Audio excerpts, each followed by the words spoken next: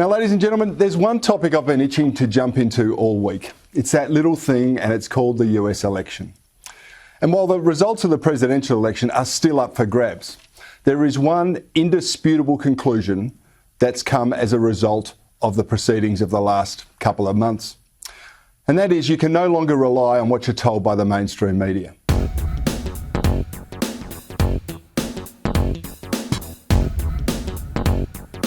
Not only do they tell outright lies, which are often constructed around anonymous sources, they dismiss the truth when it's presented to them, they refuse to cover important news, and often they denigrate those that disagree with them. Now, if you think things aren't that bad, I'm afraid you haven't really been paying attention. For 4 years, the US media and many establishment outlets around the world have waged a public relations war against Donald Trump. It was primarily targeted at allegations of election collusion with Russia.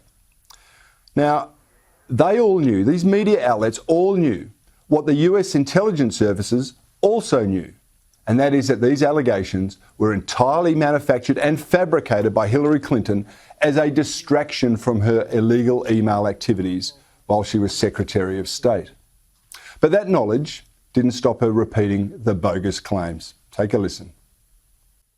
If it still is a question for anybody in our country, the absolute answer that the Russians interfered in our 2016 election, they did so to favor Donald Trump. They were much more involved, and aggressively so, than I think many of us had any reason to expect. Now, even her then boss, Barack Obama, got in on the act. I think there is no doubt that when any foreign government tries to impact the integrity of our elections, that we need to take action, and we will, at a time and place of our own choosing. Now remember, both Obama and Clinton knew what they were saying wasn't true. But that didn't stop the Democrats and the media from hounding Donald Trump through an impeachment process, despite knowing what we have only just learned. Clinton made it all up, and Obama was briefed on her plan, according to some reports. And incredibly, the US media mostly refused to make much of this.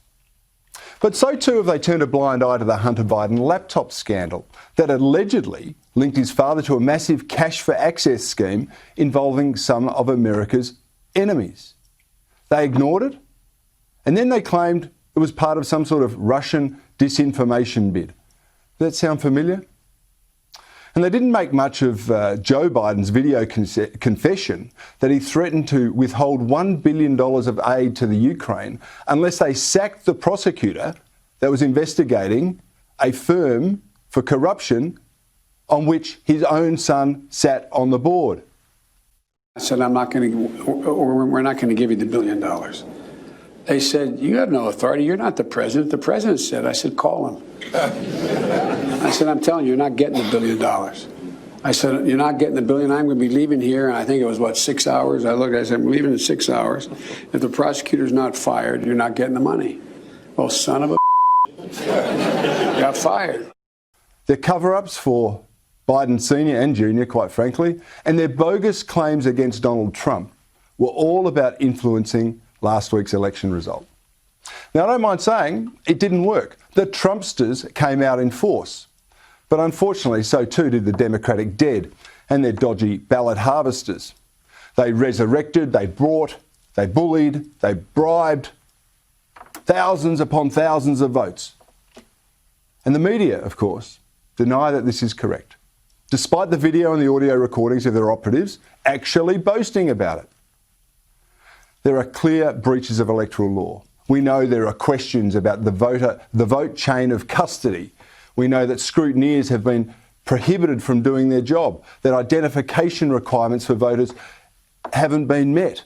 And all of these claims, which can be backed up and verified, were at first ignored by the mainstream media, then they were denied by the mainstream media, and now they're claiming that they're episodic, meaning they're confined to small areas rather than systemic corruption and failure. I guess eventually they're going to make a similar claim about their own bias. Now, the US election result is going to play out over coming weeks. It will be what it will be, but legal process should be followed, and it needs to be followed for the satisfaction of everyone concerned. However, the shameful conduct of the mainstream media has simply smashed their credibility and authority, and I'm not sure it can be repaired. Put simply, they're not worthy of your trust because you cannot rely on what they tell you.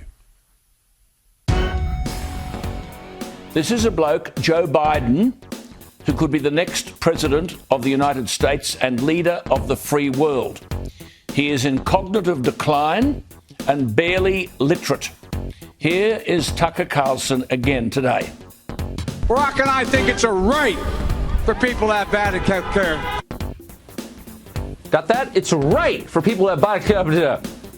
And if you don't have bad care soon, Joe Biden will make sure that you do. That's his pledge to you. But giving every American bad care isn't easy. Joe Biden knows that. So he's going to mobilize a pressure campaign to get it done. What kind of campaign to get bad care? Joe Biden has thought a lot about it. Here's his solution. Look, I'll do what he's unable to do. I'll lead an effective strategy to mobilize true international effort to pressure. Joe Biden's going to do that. Donald Trump can't do that.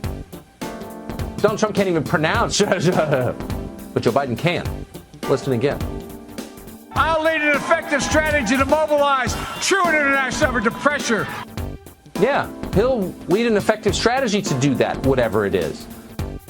Oh, for God's sake, are we seriously saying this bloke is to be president of the United States?